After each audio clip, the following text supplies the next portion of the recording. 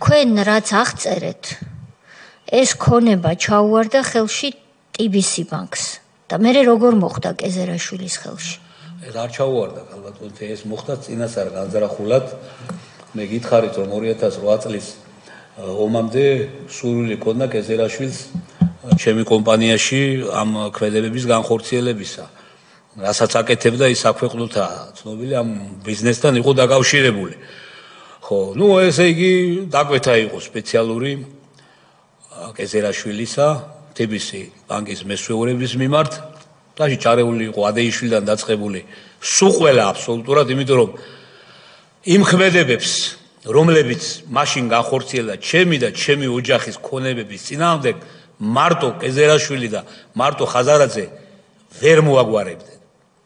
აი კონკრეტულად ავტოგასამართის სადგურები, რომელსაც ედო ყადაღა, 1 საათში მოიხსნა ყადაღა, წარმოიდგინეთ კაცო, აღსრულებაა, ხო? ყადაღა მოიხსნა, გადაფორნა და ისევ დაედო ყადაღა.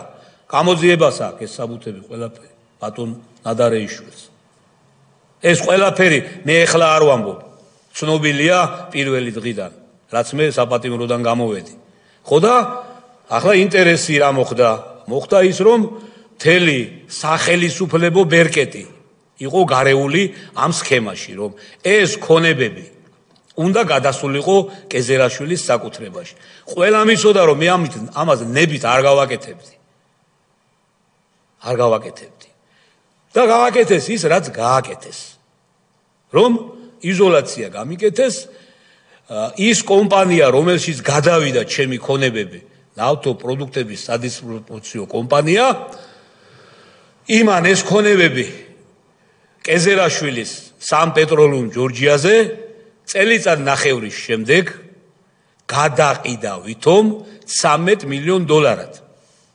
$13 მილიონ და მიზეზი მე რომ გამოვედი ციხიდან და გავიგე რომ ამ კომპანიასაც $5 მილიონი დარჩა TBC ბანკის და ნაღებული ბატონ გიორგი ასლანიკაშვილს, იყო ის, რომ ის კომპანიას გააკოტრეს. იმასაც $5 მილიონი ვალი დაუტოვეს და კეზერაშვილს ლანგარზე დადებული მიართვეს, აჩუქეს ეს ქონებები. ეს ჩანს კი არა, მკითხავი არა ვარ მე და არავისთან არც ყოფილ ვარ ჩემ ცხოვრებაში.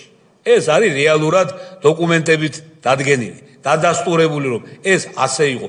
ერთი დაკითხვა რა გახდა გიორგი ასლანიკაშვილის, რომელიც დღესაც ტყავს აძრობს ხალხს, რომ რა მოხდა, რატომ მოხდა, შენ რა ინტერესი გქონდა, რისთვის აკეთებდი ამას, ან გაკოტრდა მაგნატი, ამ NSK-ს რომ $5 მილიონი ვალი დარჩა, კაცო, წელიწად ნახევრის განმავლობაში ეს $5 მილიონი რა უყავ?